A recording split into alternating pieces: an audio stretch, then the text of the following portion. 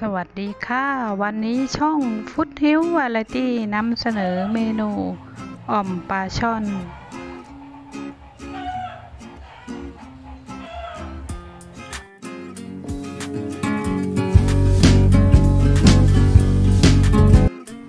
ปลาช่อน1-2 กิโลนำมาหั่นเป็นท่อนสั้นๆ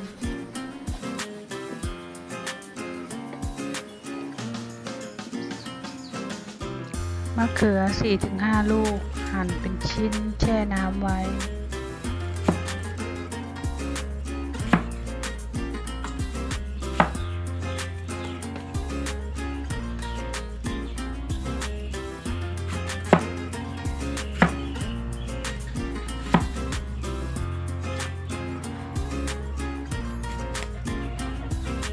ผักชีลาวหั่นเป็นท่อนสั้นใส่ถ้วยไว้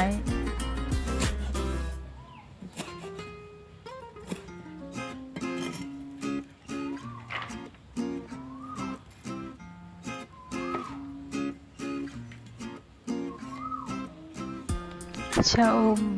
5-10 ยอดเด็ดเอาแต่ใบและใบแมงลักเด็ดเอาแต่ใบใส่ถ้วยเตรียมไว้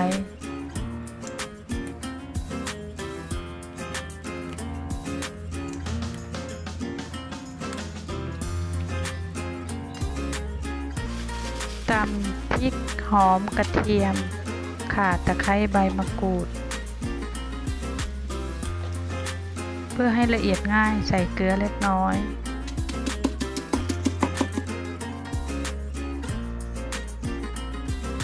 เมื่ออุปกรณ์พร้อมเราลงมือทำเลยค่ะเตรียมน้ำครึ่งลิตรใส่หม้อแล้วก็ใส่ตะไคร้ใบมะกรูดลงไป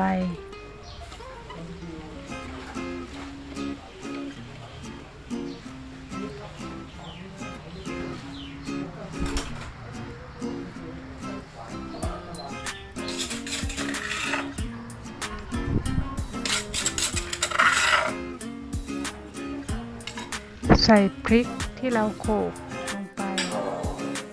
พอน้ำเดือดใส่ปลาช่อนที่เตรียมไว้ลงไป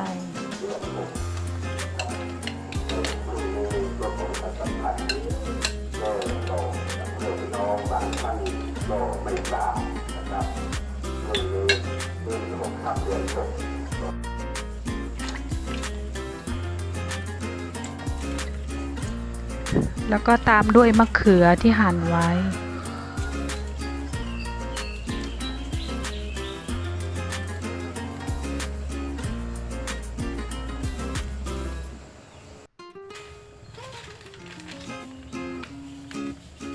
ปรุงรสด้วยเกลือ1 ช้อนชา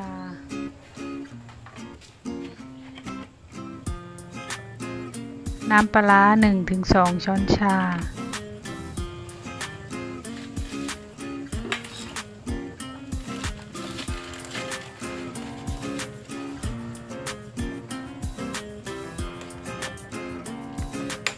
ผงปรุงรส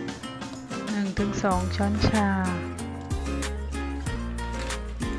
เราจะใส่หรือไม่ใส่ก็ได้นะคะผงปรุงรสเมื่อมะเขือสุกปลาสุกเราใส่ผักชีลาวใบแมงลักใบชะอมลงไปกดให้จมน้ำ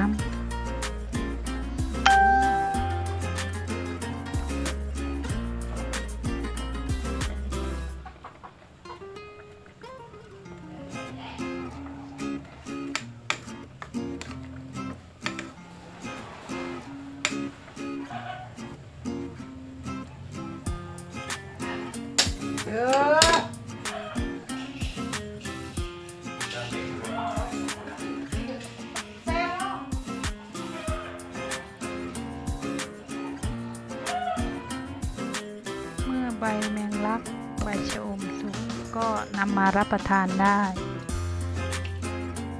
เป็นอ่อมปลาช่อนเป็นอาหารอีสานชนิดหนึ่งที่อร่อย